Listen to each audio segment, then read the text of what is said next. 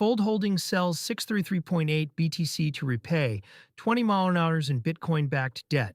Fold Holdings sold 633.8 BTC to repay $20 million in Bitcoin-backed debt, and now holds 192.2 BTC, according to a report from Cointelegraph on June 11, 2026. The sale clears the loan, but cuts the company's Bitcoin position to roughly a fifth of what it held before. The two figures imply a treasury of about 826 BTC prior to the sale. At a Bitcoin price of 60,883 as of June 11, 2026, the 633.8 BTC sold was worth close to $39.8 million, and the remaining 192.2 BTC is worth about $12.1 million. Fold raised more than enough from the sale to cover the $20 million it owed. A treasury cut to a fifth of its size, Fold built its public identity around accumulating Bitcoin on its balance sheet. So selling most of that stack is a notable change of posture rather than routine cash management. The company chose to retire debt instead of holding the coins through the current drawdown. The decision reads as a defensive one. Bitcoin-backed loans are typically over-collateralized, which means a falling Bitcoin price forces a borrower to either post more collateral or reduce the loan. Clearing the $20 million obligation outright removes that pressure, but it does so by converting Bitcoin the company previously wanted to keep. Debt repayment chosen over accumulation. For a firm whose treasury thesis was to hold and grow a Bitcoin position, paying down debt with BTC is the opposite of the accumulation story. It trades a long Bitcoin position for a cleaner balance sheet. That trade has a cost if Bitcoin recovers. The 633.8 BTC is gone at roughly $62,183 levels, so any rebound from here benefits the lender's repaid principal and not Fold's shareholders.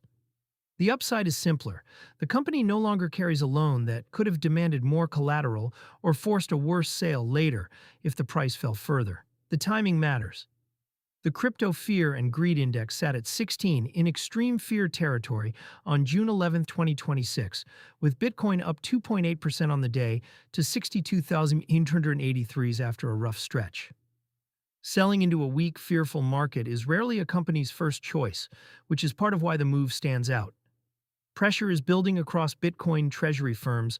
Fold is not alone in feeling balance sheet strain. Analysts have flagged thin cash runways at larger Bitcoin holders, and the broader crypto lending market has contracted sharply from its peak.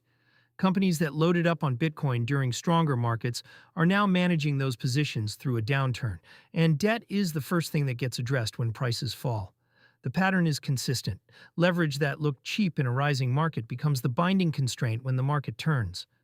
A repaid loan today is one fewer forced seller tomorrow, which is part of why deleveraging stories tend to cluster near local lows. Card users carry the same custodial question. Fold runs a Bitcoin rewards debit card, paying users Bitcoin cashback on everyday spending. That makes its balance sheet health relevant to people who actually use the card, not just its investors. A card program backed by a company under financial stress is a reminder that custodial reward cards carry counterparty risk. When you earn rewards into a balance held by the issuer, the safety of those rewards depends on the issuer staying solvent. The collapses of past custodial platforms showed how quickly user balances can be frozen when a company runs into trouble. There is no indication that Fold's card or customer funds are affected by this debt repayment, and clearing a loan is a step towards stability rather than away from it. The broader lesson holds regardless. Rewards parked with a third party are only as safe as that third party's balance sheet. That is also the case for spending from your own wallet instead of a custodial balance. Self-custody cards remove the issuer insolvency question because the funds never sit on the company's books. The trade-off is usually fewer rewards and more responsibility on the user, which is the choice every cardholder weighs.